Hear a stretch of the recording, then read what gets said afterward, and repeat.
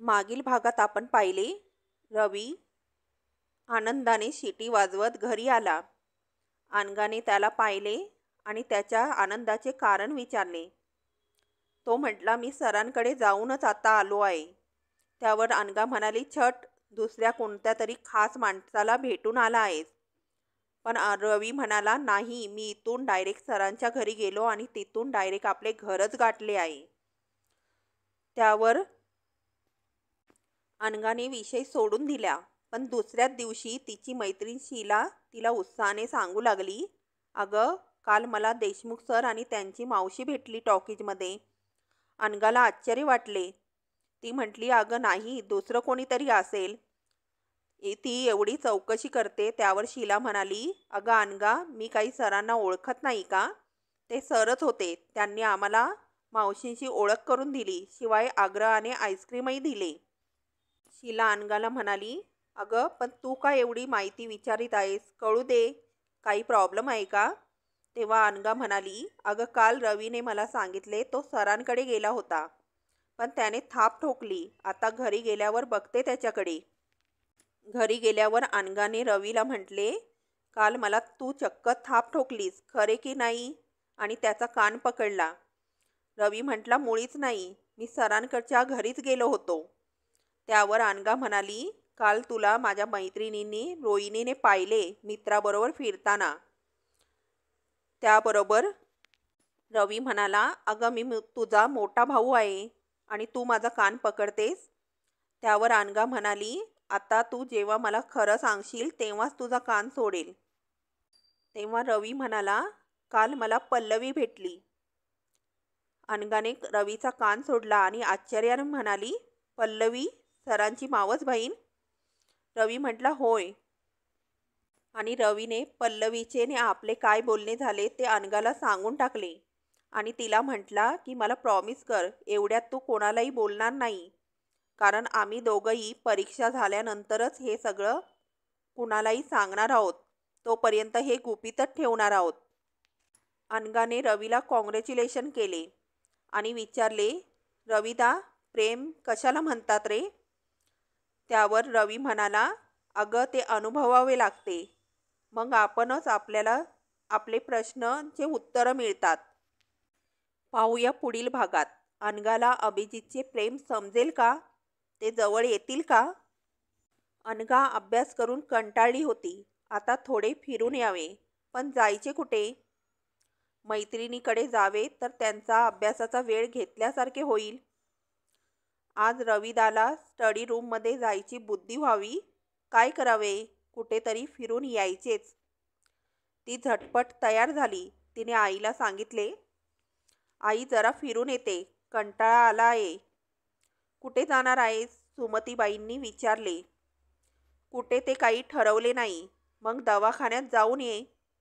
काल नवीन मशिनरी आणली आहे, पाहून ये. ठीक आहे, दवाखान्यात जाते. अनघाची पावले दवाखान्याकडे वळली. अनघा आलेली पाहून नाना म्हणाले, अरे अनु, आज तू इकडे कुठे? नाना, नवीन मशीन्स पाहायला आले आहे मी. घरात कंटाळले होते. ओके ओके, अशोक दाखवेल तुला सर्व आणि माहितीही देईल. अनु, तुला काही सांगावे म्हणतो. हे काय नाना, सांगा ना काय ते. अगं, तू अशोकला प्रत्येक वेळी मिस्टर अशोक म्हणतेस ते मला योग्य वाटत नाही. अगं, तो आपल्या घरात राहतो, तेव्हा मला असे म्हणायचे आहे, तू त्याला सरळ अशोक म्हणावेस. बघ, त्याला त्यामुळे किती आनंद होईल. येस नाना, तुम्हाला तसे वाटत असेल तर ते योग्यच असणार.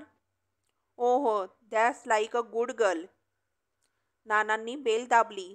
आत आलेल्या मुलाला त्यांनी सांगितले, डॉक्टर अशोकला सांगा मी बोलावले आहे. आणि 2 मिनिटात अशोक तेथे आला. अनघाला पाहून त्याने हसून गुड इव्हिनिंग म्हटलं. अशोक, अनुला काल आणलेली मशीन दाखव आणि माहिती दे. येस सर, चल अनघा. अरे हो अशोक, संध्याकाळची तुझी राऊंड झाली आहे? होय सर, नुकतीच झाली आहे.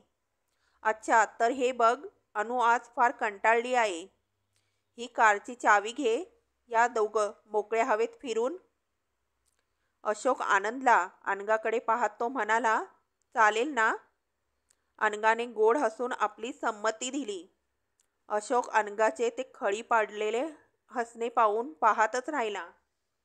पण चटकन भानावर येत त्याने नानांच्या हातातील चावी घेतली. अनु, गाडी घ्यायला परत येऊ नकोस. मी येईन रिक्षाने. अशोकने तिला मशीन दाखवली, माहिती दिली. दवाखान्याच्या बाहेर गाडी घेत अशोकने विचारले, कुठे घेऊ गाडी? कुठेही घ्या, मी तर काहीच ठरवलेलं नाही. अशोकने गाडीला वेग दिला. खिडकीतून त्या दोघांकडे पाहणारे नाना हसले. स्वतःशीच पुटपुटले, खरे छान दिसते जोडी. इतक्या दिवसात आपल्याला हे लक्षात आले नव्हते. पण काल रात्री सुमतीने विषय काढला होता. त्यांना सुमतीबाईंचे शब्द आठवले. अशोक कसा वाटतो तुम्हाला? चांगला आहे मुलगा. त्याचे कामही चांगले आहे, हुशार आहे. पुढे नक्कीच नाव कमावणार. आपल्या अनुची आणि त्याची जोडी छान दिसेल नाही? नानांनी आश्चर्याने सुमतीबाईंकडे पाहिले. काय बोलतेस काय सुमती तू? अगं, मी कधी त्या दृष्टीने विचारच केला नव्हता. तुम्हा बायकांचे डोके त्या बाबतीत मात्र अगदी धावत असते. बायकांच्या डोक्याचे कौतुक पुरे. खरेच सांगा ना, आपल्या अनुसाठी अशोक योग्य वाटतो का तुम्हाला? होय तर सुमती, पण लग्नांच्या गोष्टी आत्ताच कशाला? अनु ग्रॅज्युएट झाल्यानंतर पाहू सावकाशीने. अजून तिचे पुढचे वर्ष जायचे आहे. ते खरे हो, करायचे तेव्हा करा लग्न तिचे. पण माझ्या मनात विचार आला तो सांगितला. मुलगा चांगला आहे, घरचे सर्व उत्तम आहे, तेव्हा म्हणते एकदा ठरवून ठेवू. अशोकला अनघा पसंत आहे यात शंका नाही. सुमती, आपली अनु त्यालाच काय कोणालाही पसंत पडण्यासारखी आहे. आणि आता अशोक अनघाला एकमेकांबरोबर पाहून मनातच स्वतःची पसंती देऊन टाकली. अशोकने गाडी सरळ गावाच्या बाहेर काढली. अनघा, मागे आपण त्या झाडाखाली बसलो होतो नाही? हो हो. गाडी थांबवू का? बसू थोडा वेळ? नको, घरी परतायला वेळ होईल. जेवून अभ्यासाला बसायचे आहे. आजची संध्याकाळ तर बाहेरच गेली. अनघा, थोडा वेळच बसूया प्लीज. अशोकने गळ घातली आणि त्याबरोबर गाडी थांबवली. दोघे त्या वृक्षाखाली बसले. अनघा, पुढच्या आठवड्यात मी सोलापूरला परत जाणार आहे. हे कधी ठरवले? मला सुद्धा काही कल्पना नव्हती.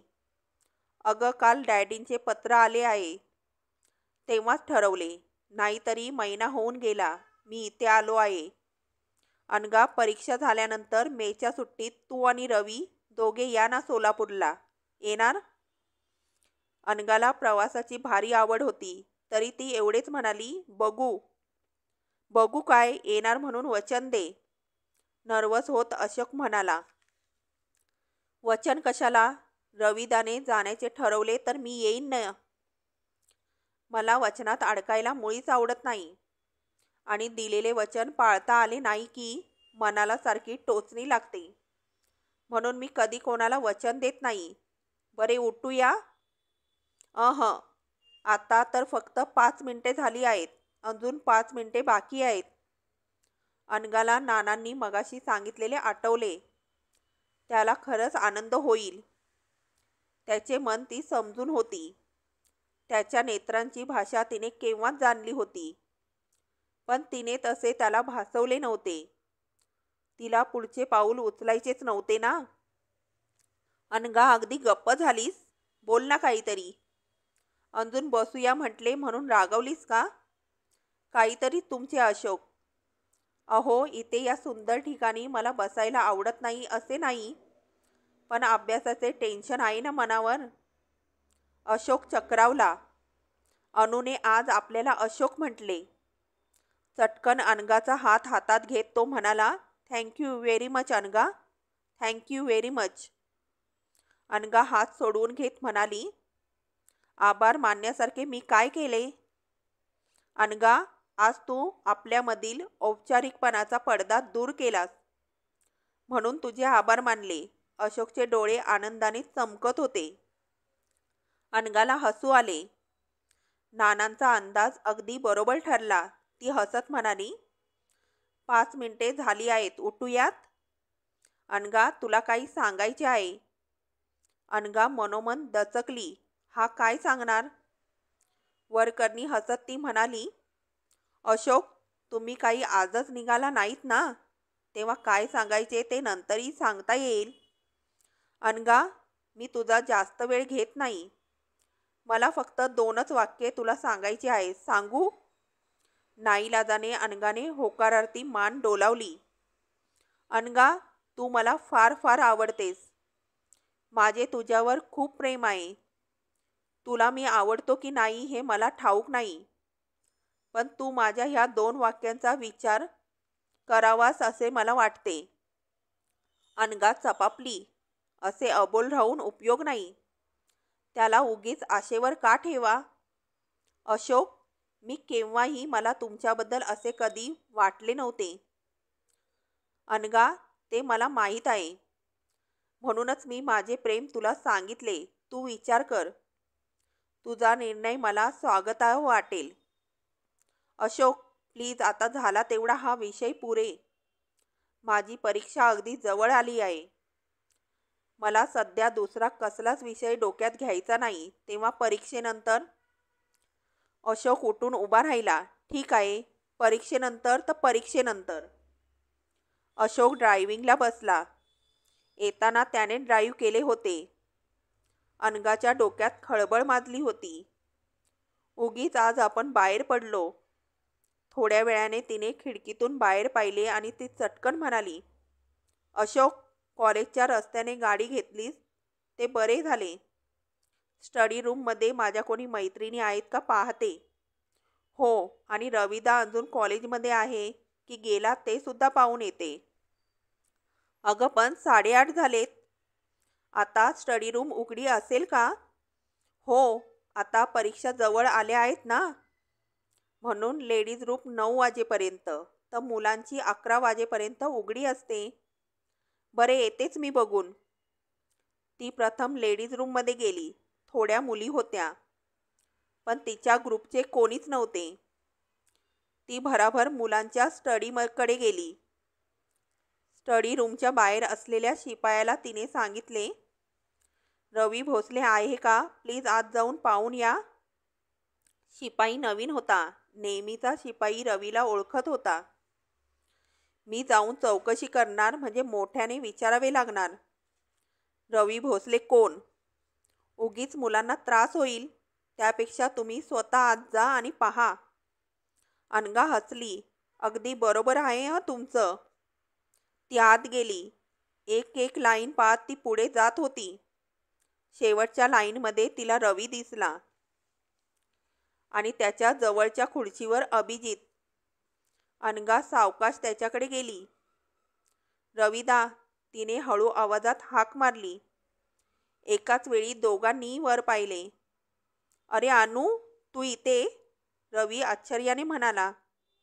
म्हटलं बघावं, तू खरोखरीच इथे आला आहेस की अभ्यासाच्या नावाखाली? अनु, तू म्हणजे खरोखरीच विचित्र मुलगी आहेस. बरे चल, बाहेर बोलूया.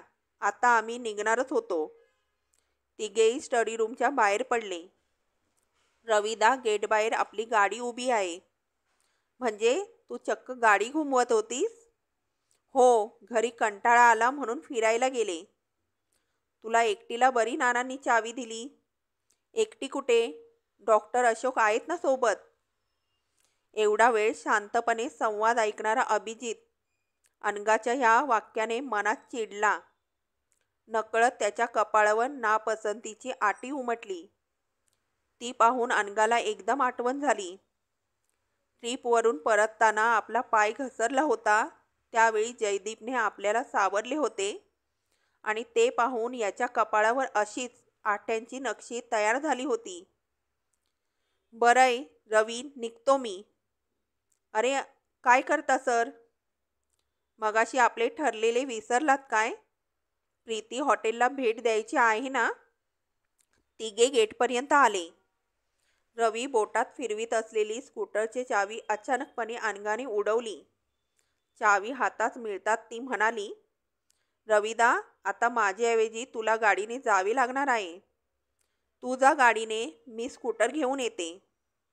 तिचा स्वभाव माहीत असल्यामुळे रवी अशोकला म्हणाला, अशोक, तू जा गाडी घेऊन, मी आणि अनु स्कूटरवरून येतो.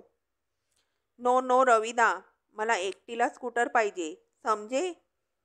अगं पण सर, अभिजितकडे पाहत रवीने प्रश्न केला. अनघा हसून म्हणाली, रविदा, मला काही एक सांगू नकोस. तुझे सर तुला त्याबद्दल काय शिक्षा देणार ते तुझे तू पहा. बाय. अनघा स्कूटर स्टँडकडे वळली. अगदी सावकाश. Sorry sir. अरे एवढे काय मनाला लावून घेतोस. चल मी सुद्धा निघतो. रवी गाडीत बसला. अशोकने गाडी सुरू केली. अनघाला समजले नाही ह्या आपण का आणि कशासाठी केले. त्याच्या कपाळावरील नापसंतीची आठी पाहून तर नाही ना आपल्या हातून असं घडलं. कदाचित तसंच असेल. आणि त्याची नापसंती समजल्यानंतर अशोक बरोबर गाडीने जाण्यास आपले मन तयार झाले नाही. म्हणूनच आपण स्कूटरची चावी घेतली. तिला स्वतःचेच हसू आले. अभिजितने स्वतःची स्कूटर स्टार्ट केली. अनघा अजून स्कूटर स्टार्ट न करता उभी असलेली पाहून तो म्हणाला, आपण थांबला आहात. स्कूटरमध्ये तर काही गडबड नाही ना. तसे नाही.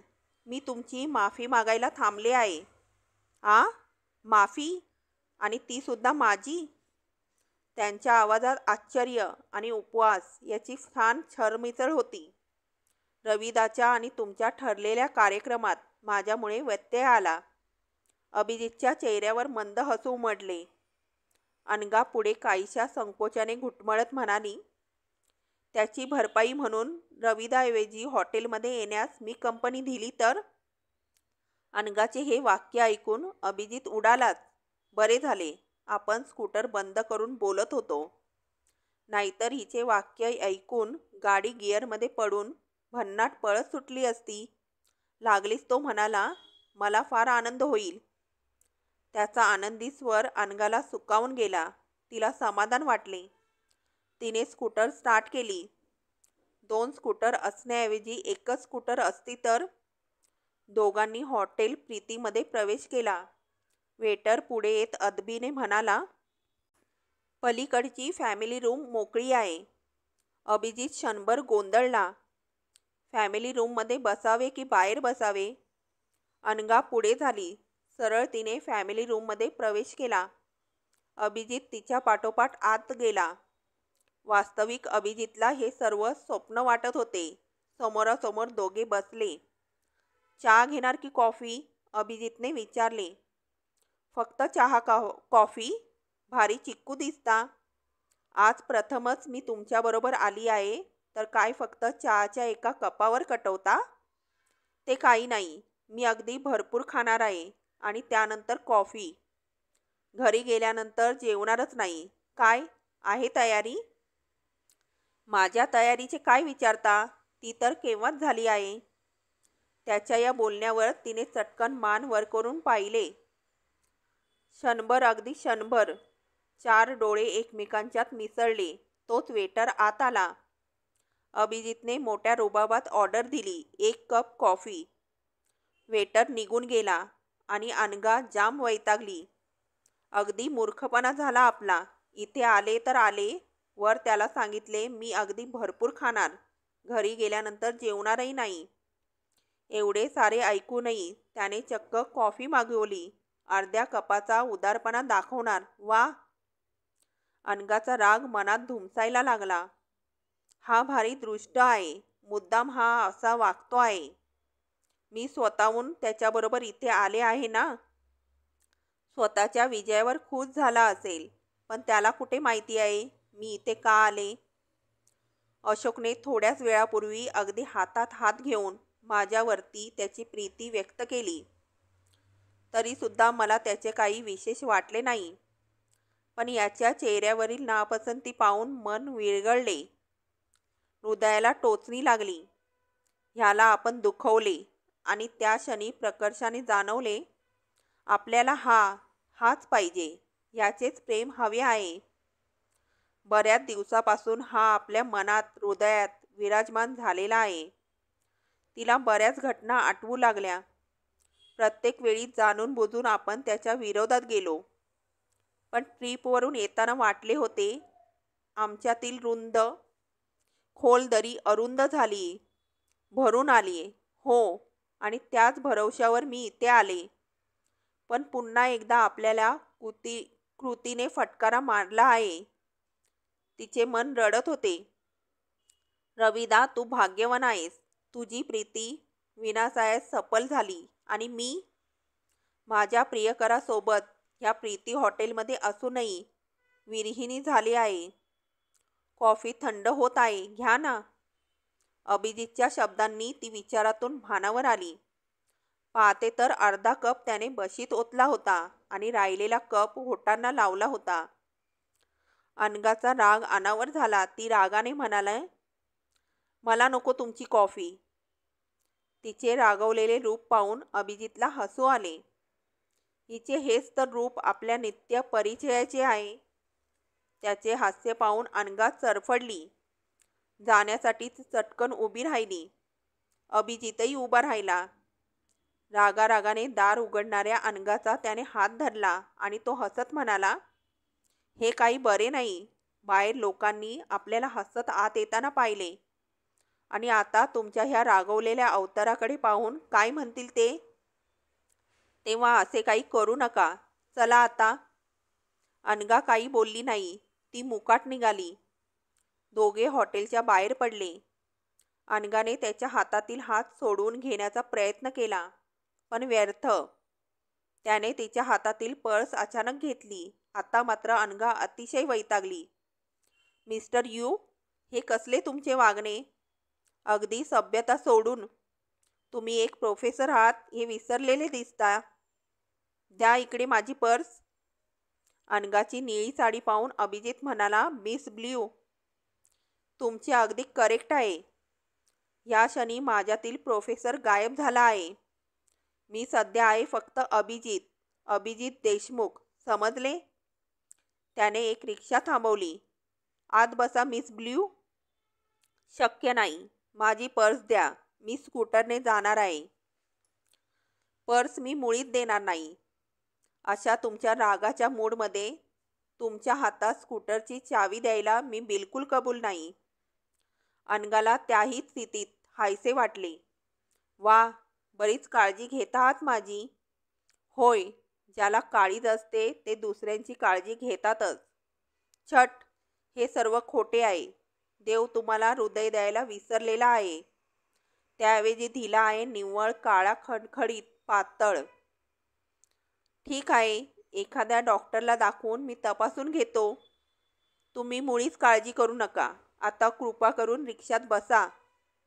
अनघाला वाटले आपल्याला रिक्षाने जाण्यास सांगून हा मागाहून आपली स्कूटर आणून देणार आहे. ती रिक्षात बसली आणि पाठोपाठ अभिजितही रिक्षात बसला. आता मात्र अनघाला त्याचा राग आला. मी काही कुकुलं बाळ नाही. मी एकटी गेले असते. तुम्ही छोटंसं बाळ नसून कायद्याने सज्ञान झालेली तरुणी आहात हे मी चांगलं समजतो. आता कृपा करून तोंड बंद ठेवा. अभिजित हसून म्हणाला. अनघा होठ मिटून शांत बसून राहिली. सहज तिने बाहेर नजर टाकली. अरे, हा कुठला रस्ता? आपले घर राहिले अगदी तिकडच्या टोकाला. ती घाबरली. हा कुठे घेऊन चालला आहे आपल्याला? शंकेची पाल मनात चुकचुकली. ती अतिशय घाबरली. अभिजितचा दंड धरून ती उद्वेगाने म्हणाली, कुठे कुठे घेऊन चालला आहात मला? बऱ्या बोल्याने रिक्षा थांबवा, नाहीतर मी अभिजित तिच्या बोलण्याने एकदम चमकला. आपण तर गंमत करायला गेलो आणि हिला अशी भलतीच शंका यावी. तो सांगितल्याप्रमाणे रिक्षा हॉटेल शानपाशी थांबली. अनघा घाईघाईने खाली उतरली. रिक्षा ड्रायव्हरला पैसे देत अभिजितही उतरला. अभिजित घायाळ स्वरात म्हणाला, मिस ब्ल्यू, आता मला समजले मी किती वेडेपणा करीत होतो. माझ्याबद्दल ज्या व्यक्तीला विश्वास नाही त्या व्यक्तीला मी बरोबर घेतले. माझी चूक झाली. माफ करा. मगाशी तुम्ही हॉटेल प्रीतीमध्ये म्हणाला, आज मी भरपूर खाणार आहे, घरी गेल्यावर जेवणारही नाही. तेव्हा मी विचार केला, आज प्रथमच तुम्ही मला संधी दिली आहे. म्हणजे त्या हॉटेलमध्ये डोसा, शिरा नाहीतर वड्याचे प्रकार खाऊन थोडेच पोट भरणार. त्यापेक्षा चांगल्या हॉटेलात तुम्हाला जेवण द्यावे म्हणून केवळ तेथे फक्त एक कॉफी घेतली. तुम्ही रागवला होतात, मी सांगितले तरी ऐकले नसते, म्हणून रिक्षाने घेऊन आलो. चुकले, सॉरी. ही घ्या तुमची पर्स. माझ्यावर विश्वास नाही तेव्हा पाहिजे तर आता सर्व व्यवस्थित आहे की नाही ते तपासून घ्या. त्याने पर्स पुढे केली. अनघाने चटकन पर्स घेतली. अभिजित लांब ठांगा टाकीत तेथून निघून गेला. अनघा त्याचे बोलणे ऐकून चक्रावली होती.